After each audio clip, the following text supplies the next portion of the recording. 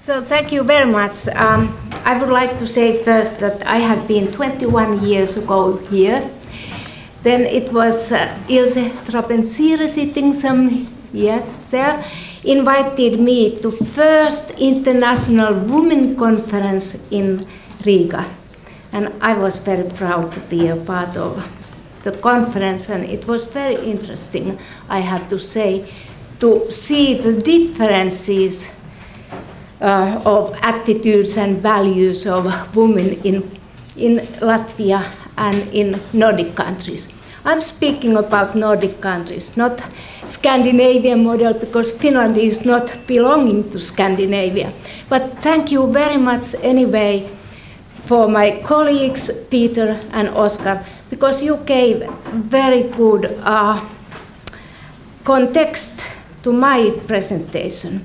My focus is more about young people and their transition to adulthood, which is not an easy task, I think. I take here two concepts. This well-being, it's a feeling somehow, it's relative, and if you have to decide what does it mean to yourself, we can get different kind of answers, I think.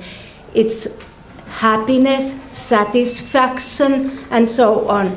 So it's also very difficult to measure.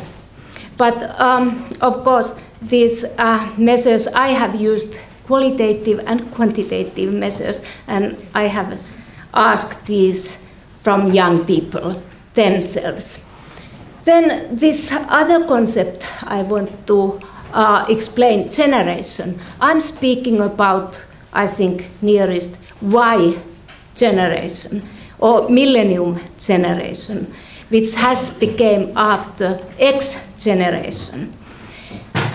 And they say that this generation is different, and I think that it's different if we compare, for example, their attitudes towards the working life, which I'm speaking about. Now, where? Here. There is some background references I have used. I have been involved to this social inclusion of youth on the margins of society. This is European Union research project. I have written this report with Dagmar Kuntsar from Estonia, Tartu University, and it's based on Framework 7 research projects of youth. And there we compared the results of these projects and tried to understand what does it mean to policymakers, decision makers, those who should know about young people and their living conditions in different European countries. The other one is this, my own research project I had with my doctoral students and postdoc students, and it's about the working life of young people in Finland. And also this article I have, it has been published in Budrich. It came out just few weeks ago. If someone is interested, so you can get the article. And the book is coming next year about youth work transition and well-being.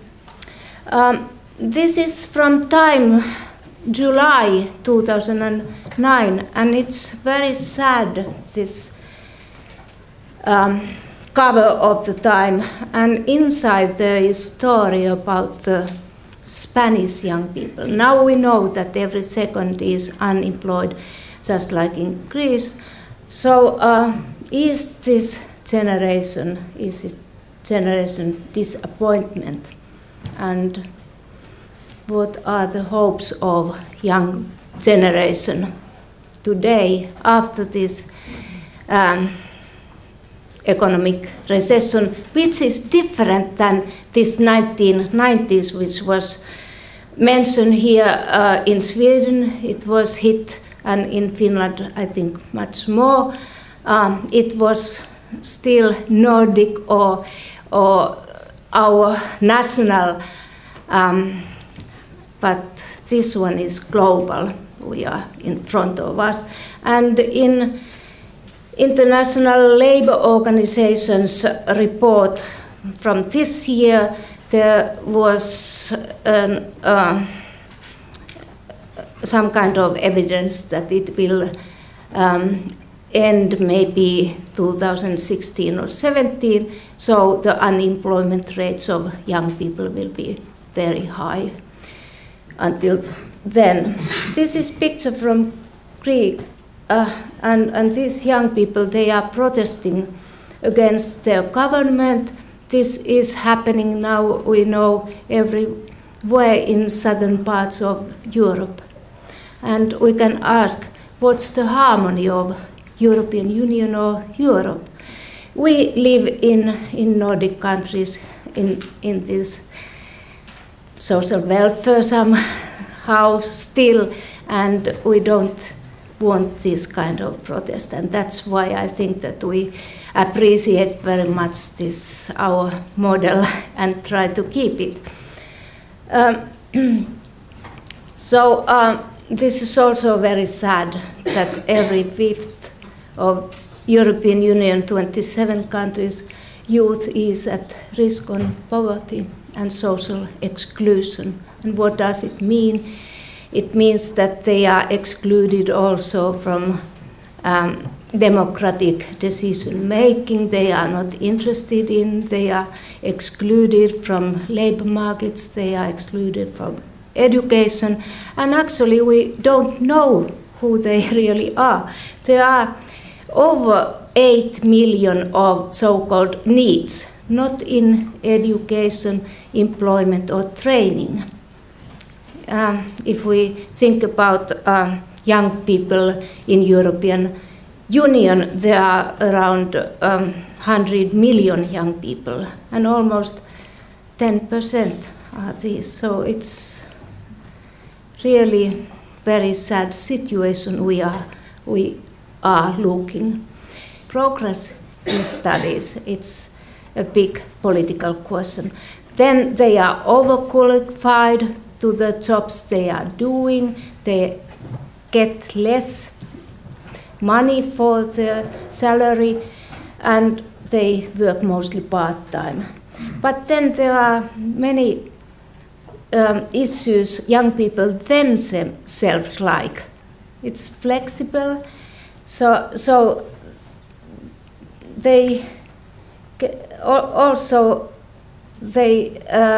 think that they want to travel and they want to study and they want to work a bit.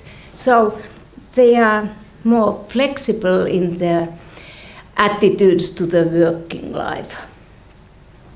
This is about my own study in Lapland. These were skilled young people, and they liked this kind of precarious works because it was fun to ski together and work maybe 3 months, and then they didn't know where to go.